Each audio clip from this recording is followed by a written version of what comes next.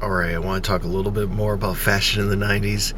In the 90s, everyone wanted to be a gangster, and like gangster rap was hitting hard. And what was that movie? Goodfellas came out in like 1990 or 89, early 90s.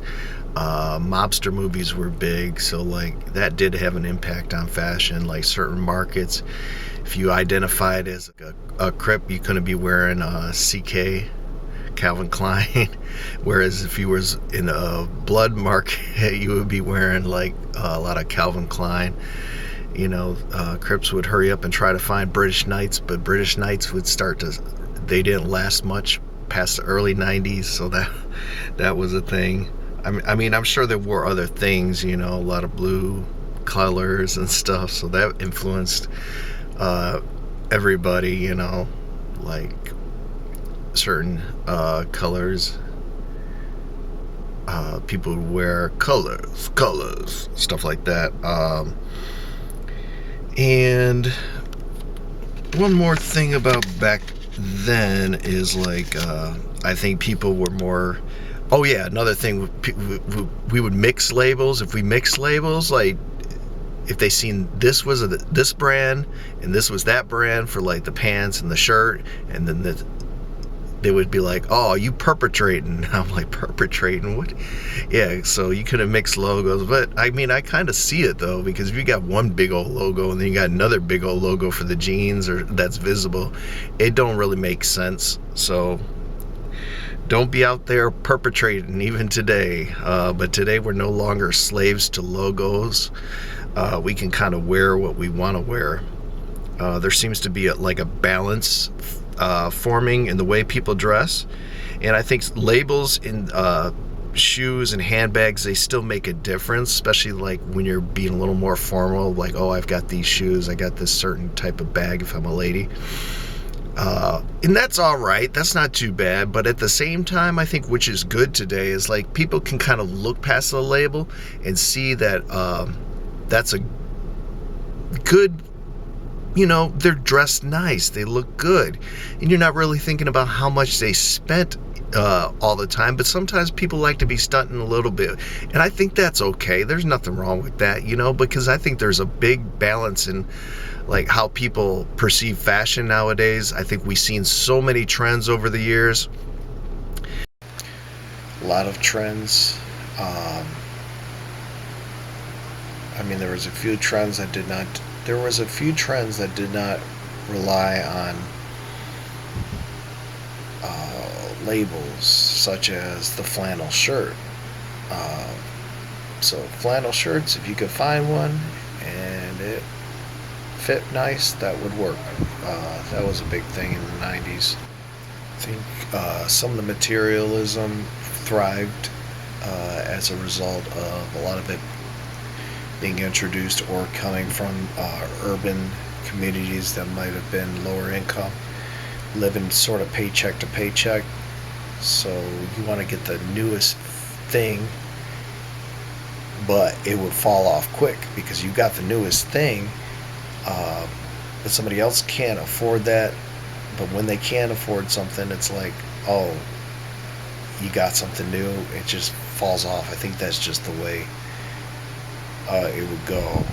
But certain things wouldn't fall off, like, well, they would fall off, like sagging pants, stuff like that, certain ways of doing the styles, but keep it up with the labels, like you would be on top of a heap with certain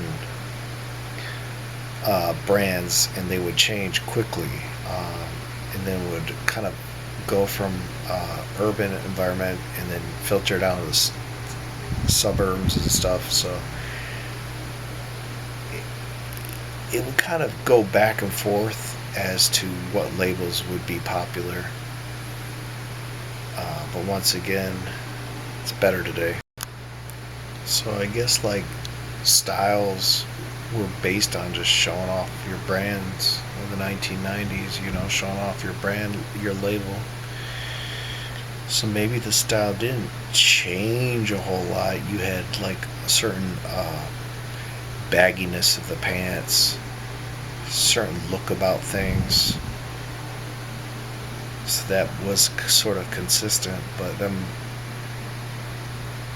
like certain textures of clothing, but what really changed was these labels. Those would be top of the heap, you know. So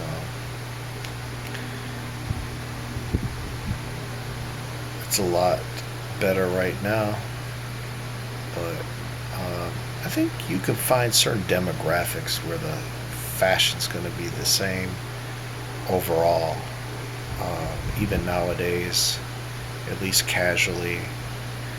But when people are trying to come up with a certain look, it's nice to appreciate it, and hopefully we can just let them know that, hey, your effort in achieving this look with that outfit, you know, it's really looking good. So congratulations. I appreciate you. Even if you incorporate a label, not that I'm against it in particular, it's just at the time it was kind of crazy. Now, for instance, there's a famous YouTuber, Lamar Thompson. He'll be very casual some days, but when he gets decked out, he likes to get decked out in like all polo and stuff. And I'm like, all polo, okay, but it's cool. It looks good. Polo's a good brand, you know, and they're not like their label's gonna be a billboard or anything, but it just looks nice, and you can appreciate the quality and the heritage of real polo, you know. And they call like a certain shirt a polo too, so having a certain style it's just fine, you know. But even if you achieve it without it, but I appreciate the little extra step, because nowadays it doesn't matter too much about the label, but why not point it out a little bit? You know, that's okay nowadays, I think, you know. Even back then it was okay. It's just, it is what it is. So whatever you can afford, I'm sure you can achieve a nice look. So pay mine to the Gentleman Gazette channel and the Vince Goodrum channel for nice fashion tips, and hopefully we'll start presenting ourselves better, or at least I hope I will. All right, peace out. Thank you, and keep pumping it up.